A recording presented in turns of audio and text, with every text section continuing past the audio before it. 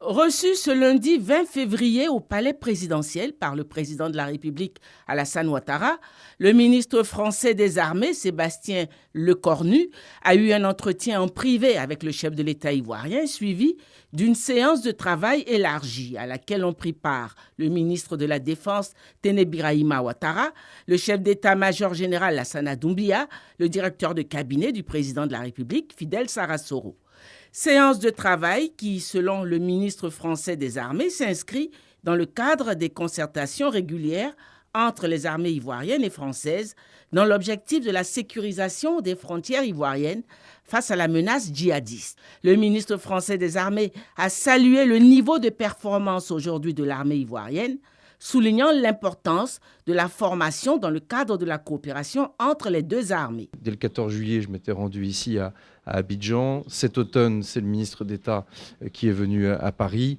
Me voici de nouveau à Abidjan. La fois prochaine, c'est à Paris. Et donc, tous les 3 à 4 mois, nous allons évidemment garder ce rythme de bilatéral qui va nous permettre de faire un certain nombre de points sur des sujets qui nous préoccupent. Évidemment, nous sommes revenus sur la situation de la sécurité dans l'ensemble de la sous-région, dans l'ensemble des pays qui nous entourent. C'est vrai également aussi pour la sécurité maritime et les enjeux qui sont liés aux prédations de matières premières, au narcotrafic. On a un agenda de sécurité évidemment qui est important en la matière. Et puis évidemment, un agenda plus bilatéral entre la Côte d'Ivoire et la France, puisqu'il est à saluer les efforts remarquables qui sont accomplis par le président Ouattara, par son gouvernement, par les forces armées de Côte d'Ivoire dans la montée en puissance de l'appareil de sécurité ici en Côte d'Ivoire. Pour dire les choses très directement, l'armée de Côte d'Ivoire n'a rien à voir aujourd'hui avec celle d'il y a 10 ans. Et au regard des décisions politiques et budgétaires que vous êtes en train de prendre, l'armée de Côte d'Ivoire n'aura rien à voir dans 10 ans également. Et ça, pour le coup, ça fait de la Côte d'Ivoire un pays de stabilité, un pays dans lequel on peut nourrir et documenter un agenda de sécurité en commun. Et donc le rôle de puissance d'équilibre régional de la Côte d'Ivoire s'établit de plus en plus. Et c'est évidemment quelque chose de très précieux.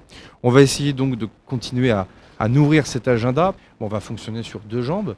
Une jambe qu'on pourrait qualifier de ressources humaines, formation, la capacité pour l'armée française d'apporter encore plus à son partenaire ivoirien, avec évidemment des modules de formation sur lesquels on aura l'occasion de s'exprimer. On ne peut pas aujourd'hui ignorer les enjeux du cyber, du spatial, les enjeux qui sont liés aux drones. Donc là, c'est une véritable montée en puissance mutuelle pour nous épauler que nous allons conduire.